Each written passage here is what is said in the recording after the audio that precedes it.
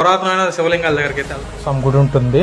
పురాతనమైన శివలింగాల్లో first temple అయితే అయిపోయింది. అదే మనం ఇప్పుడు వెళ్ళాం కదండి, చక్రేశ్వర స్వామి టెంపుల్. శివలింగాన్ని చూడగానే నాకు బృహదేశ్వర ఆలయానికి వచ్చాను.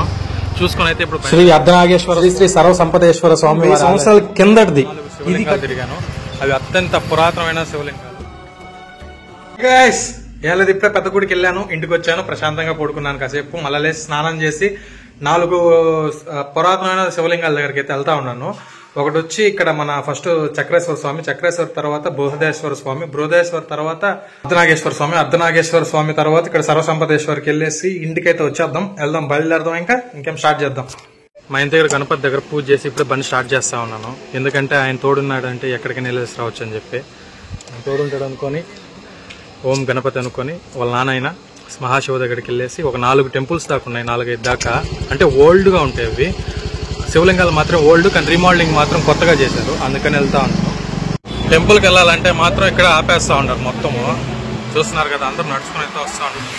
బ్రిడ్జ్ స్టార్టింగ్లో అన్ని దగ్గరలో బ్లాక్ చేసేసారు బ్రిడ్జ్ అయితే మాత్రం. కానీ మనం అయితే మార్నింగ్ వెళ్ళేసి వచ్చేసాం, 4 వాయులింగానికి వెళ్ళేసి దర్శనం చేసుకొచ్చేసాం మన పెద్ద గుడికి. ఫస్ట్ అయితే చక్రేశ్వర స్వామి కాడికి అయితే వెళ్తాను, ఆ గుడి చరిత్ర అంతా అక్కడికి వెళ్ళి చెప్తాను, ఓకేనా? ఇప్పుడైతే చక్రేశ్వర స్వామి కాడికి అయితే ఎంటర్ అవుతా ఉన్నాం. ఒకసారి చూపిస్తాను మీకు. చక్రేశ్వర స్వామి ఆలయం.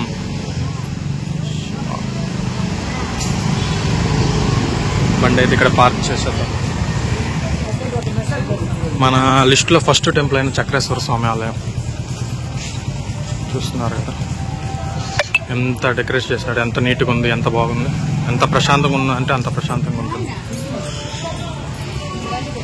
ఫస్ట్ రావి చెట్టు దగ్గరకు వస్తే రావి చెట్టు కింద మొత్తం నాగదేవతలు, వినాయకుడు, ఆడొక చక్రేశ్వర స్వామి ఆలయం మొత్తం. అయితే ఇప్పుడైతే వచ్చాను. ఇక్కడ చరిత్ర ఏంటంటే ఇక్కడ ఉన్న స్వామి పుట్టలో ఉండేవాడంట.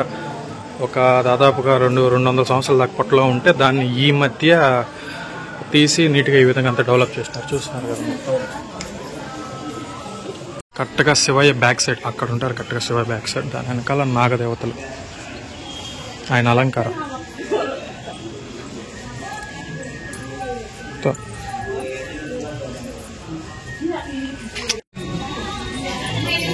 ఆ చక్రేశ్వర స్వామి ఈ చెట్టులో శివలింగంలా వెలిసాడని నమ్మకాలు ఉన్నాయి.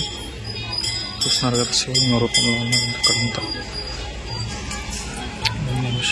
శివహర మహాదేవ్.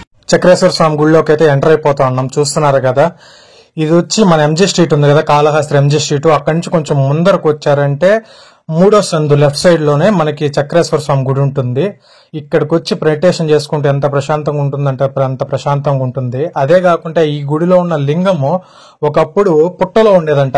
ఆ పుట్టలో ఉన్న లింగాన్ని బయటకు తీసి ఈ మధ్య ఈ విధంగా అంతా డెవలప్ చేసి పూజలు అయితే చేస్తున్నారంట. ఆయనకి లెఫ్ట్ సైడ్ వినాయకులు ఉంటారు, రైట్ సైడ్ వచ్చి సుబ్రహ్మణ్యేశ్వర స్వాములతో ఉంటారు. చూడండి ఎంత నిండుగా ఉన్నారు, చూసి దండాలు పెట్టుకుని అందరూ.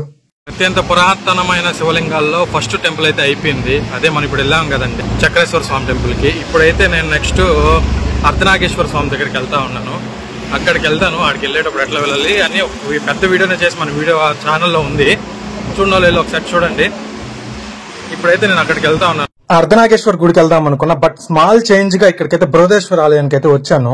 ఈ బృహదేశ్వర ఆలయం వచ్చి మన బౌదూర్పేటలోనే కొంచెం ముందరికి వెళ్ళామంటే వియ్యంపల్లికి ముందుగా వచ్చేది బృహదేశ్వర ఆలయం. అన్ని గుడుల్లోకి నాకు బాగా నచ్చిన గుడి అంటే ఇదే బృహదేశ్వర ఆలయం. ఎంత బాగా నీట్ గా డెకరేషన్ చేసినారు చూడండి. స్టార్టింగ్ లో వినాయక స్వామిలో నుంచి అటు కొంచెం ముందరికి వెళ్ళగానే మన బృహదేశ్వర స్వామి మనకు దర్శనం ఇస్తాడు. ఈ బృహదేశ్వర శివలింగాన్ని చూడగానే నాకు మన జ్యోతిర్లింగాల్లో ఒక జ్యోతిర్లింగమైన మహాకాళేశ్వర జ్యోతిర్లింగంలా అనిపించింది సడన్ గా చూడగానే. కానీ ఆయన ఉగ్రంగా ఉంటాడు, ఈయన శాంతంగా ఉన్నాడు. ఈ యొక్క శివలింగాన్ని దాదాపుగా 1200 సంవత్సరాలు ముందుగా ప్రత్యక్షించారంట. అంటే పాండ్యరాజుల్లో ప్రత్యక్షించారంట. నాకు కూడా ఎలా తెలిసిందంటే ఆడొక పూజారిని అడగ్గా చెప్పాడు. కొంచెం ముందరికెళ్లి నాకు గోడల మీద అయితే చేప గుర్తులు చూపించి ఆ గుర్తులు పాండ్య దేశాన్ని యొక్క చిహ్నాలని చెప్పాడు. అదే కాకుండా ఇక్కడ ఒక తోటమాల ఉండేవాడు, ఆయన రోజు పూజలు చేసేవాడంట ఆయన తోటలో నుంచి పూలు తీసుకొచ్చి. అందుకే ఆ తోటమాల పేరు ఈయనకు వచ్చింది బృహదేశ్వర స్వామి అని. అర్ధనాగేశ్వర స్వామి గుడికి వెళ్దామని చెప్పి బయలుదేరాను, బట్ మధ్యలో ఈ బృహదేశ్వర ఆలయానికి వచ్చాను. చూసుకుని అయితే ఇప్పుడు బయలుదేరుతున్నాను. ఇప్పుడు అర్ధనాగేశ్వర స్వామికి వెళ్తున్నాను, ఏమనుకోపాకండి, కంటిన్యూ చేయండి ఈ వీడియోని ఇంకా చూసేది. ఆ చరిత్ర అంతా ఇంతకుముందు చెప్పాను కదా, అదే 1200 సంవత్సరాల కింద పాండ్యుల రాజులు కట్టించిన గుడి అది. ఆ శివలింగాన్ని ప్రతిష్ఠించింది అక్కడ. ఎంత పురాతనమైన శివలింగాలు. ఆల్మోస్ట్ మన కాళహస్తిలో ప్రతి ఒక్క శివలింగం చాలా పురాతనమైంది. అందులో ఇప్పుడు మనం వెళ్తున్న అర్ధనాగేశ్వర స్వామి, ఆడికెళ్ళి ఆడ కలుసుకుందాం. ఓకేనా? శ్రీ అర్ధనాగేశ్వర వారి దేవస్థానం చూస్తున్నారు కదా, స్వర్ణముఖి నది. ఇది స్వర్ణముఖి నది పక్కన ఉండేదే, అక్కడ మీకు జెండాలు కనిపిస్తుంది కదా, అక్కడ ఉండేదే అర్ధనాగేశ్వర స్వామి. అక్కడ కలుసుకుందాం, వచ్చేయండి. ఇంకా అర్ధనాగేశ్వర స్వామి దగ్గరికి అయితే వచ్చాం. చూస్తున్నారు కదా, మొత్తం ఇది పార్కింగ్ ఏరియా. వెనకాల ఉంది కదా, ఇట్లానే వెళ్ళాల్సింది. వెళ్దాం రండి. సరే, ఇక్కడ అన్నదానం బాగా పెడతారు. ఇదే అన్నదానం చేస్తున్నారు. ఇక్కడ తింటే మంచిదంటారు, కానీ ఈ రోజంతా ఉపవాసం ఉందాం అనుకున్నాం. చూద్దాం. అర్ధనాగేశ్వర స్వామి దగ్గరికి అయితే వచ్చాను. ప్రతి ఒక్క గుడి దగ్గర నాకు 10-20 నిమిషాలు పడింది, కానీ ఇక్కడ మాత్రం గంట చూపు పట్టింది అర్ధనాగేశ్వర స్వామి గుడి దగ్గరికి. ఈ అర్ధనాగేశ్వర స్వామి గుడి స్వర్ణముఖి నదికి ఆనుకొని ఉంటుంది. ఈ యొక్క స్వర్ణముఖి నదిలో నుంచే స్వయంభుగా వెలిసిందే శ్రీ అర్ధనాగేశ్వర స్వామి. మనకు అర్ధనాగేశ్వర స్వామి అంటే ఎక్కడైనా కానీ శివపార్వతులు ఉంటారు, కానీ ఇక్కడ మాత్రం శివలింగ రూపంలో ఉంటారు. చూస్తున్నారు కదా, నాకైతే చూసిన చూపు అసలు కనువింపుగా ఉండింది. ఇక్కడ ఆ వీడియో తీస్తా ఉంటే కూడా బాగా తిట్టారు. అది కాకుండా ప్రజల గిజలు వచ్చి బాగా డిస్టర్బెన్స్ అయితే ఉండింది.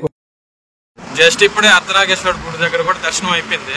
ఇంకా లాస్ట్ అండ్ ఫైనల్ టెంపుల్ గా సర్వసంపదేశ్వర ఆలయానికి అయితే వెళ్తా ఉన్నాను. ఆడికి వెళ్ళి ఇంకా ఉన్నాయి పురాతనమైన శివలింగాలు ఉన్నాయి. బట్ ఈ రోజు సర్వసంపదేశ్వరతో ఆపేద్దాం అనుకుని సర్వసంపదేశ్వర ఇక్కడికి వెళ్ళి ఇంటికైతే వెళ్తాను. వెళ్ళి రెస్ట్ తీసుకుంటా కాసేపు.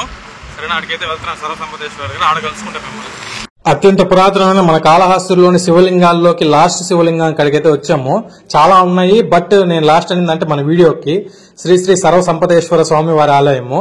నేనైతే ఫస్ట్ నవగ్రహాలు తిరిగాను. నవగ్రహాలు తిరిగి ఈ లైన్ లోకి వచ్చాను. రష్ ఎక్కువ ఉందని ఇంకో లైన్ లోకి వెళ్ళిపోయాను.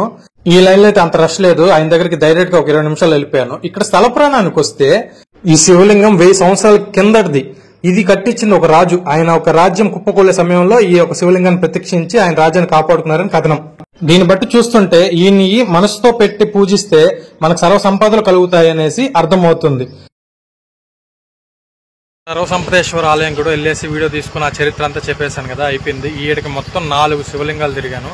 అవి అత్యంత పురాతనమైన శివలింగాలు. ఆ చరిత్ర అనేది మీకు ఒక్కొక్క వీడియోలో వస్తుంది. ఒకవేళ ఈ వీడియో కూడా మీకు నచ్చిందంటే సబ్స్క్రైబ్ చేయండి. ఓకేనా?